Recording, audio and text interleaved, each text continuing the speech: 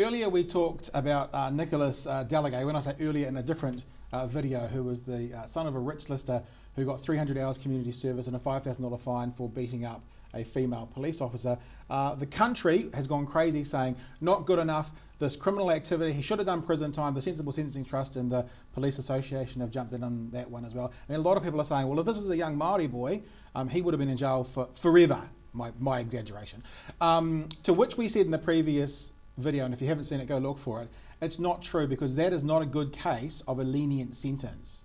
That is a case of a sentence which is appropriate based on the judicial system in New Zealand. Now, you may say the judicial system is too lenient. Fine, fair point, you can make that argument, but that case is not a good example of it, especially when there does seem to be evidence that Māori are charged more regularly for the same crime than non-Māori. So that other story about Nicholas Delegate is actually, I think, somewhat taking away from the actual issue of Māori often being charged where non-Māori are not. Dominic George, there is a new way of doing things in policing in some suburbs, some areas of New Zealand, called the pre-charge warning. So what happens is, if you are potentially going to be charged with a crime that could be 6 months or less in a sentence, in jail, then the police can choose to give you a pre-charge warning rather than a charge. But what they're finding when they look back at the stats is there are far more non-Māori being offered that pre-warning than Māori. So in some areas, it's as many as 55% of non-Māoris are qualifying for the warning, and only 24% of Māori. So was the allegation here that police are tougher on Māori offenders? Is that the allegation? That would seem to be what some people are saying about this. Yeah, that is absolutely the allegation, and I think if you have a look around the world, it's not an unfair parallel to draw in many countries. Of course, we know in America, the Black Lives Matter, the African American community is saying that we are being shot and killed, we are being arrested, we are being imprisoned at a higher rate for the same crimes that the non-African American community is committing. Rather disparate example though, Pat. I would have thought we're not quite talking about the same sort of thing here. I wonder whether or not, so these stats that you're talking about, or the figures that have come out in relation to this, where have they come from exactly? There's a couple of areas in New Zealand who are trialling this pre-charge warning. One is in the Waikato, the other is in counties Manukau. In Waikato, 55% of non-Māori offenders qualified for warnings, 24% of non-Māori, 34% compared to 19% in counties Manukau. So it's an idea to basically not fill up our prisons with people when perhaps sometimes they don't need to be. I mean, now that's a good initiative.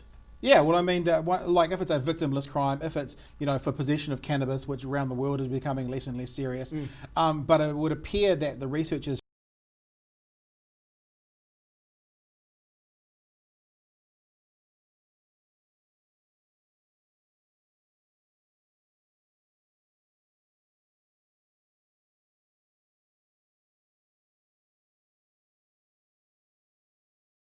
but there was some very damning evidence that showed, a Caucasian person committing this crime as a first offence would get let off or not convicted. A Māori person committing the same crime with no first offence, would get convicted. Interesting. Yeah, see, that would be good to be able to actually delve into that a bit deeper. So what has been the reaction then of, I guess, the police in the first instance, and I get maybe politicians or whatever, to this initial these findings? I think it's two. The police are saying no, obviously, and look, I'm not accusing the police of anything here, because sometimes society brings these anomalies out, and we need to delve into it. That's sort of what I'm trying. Yeah. So I'm not pointing the bone here, saying this is an active issue from the police to put Māori in prison.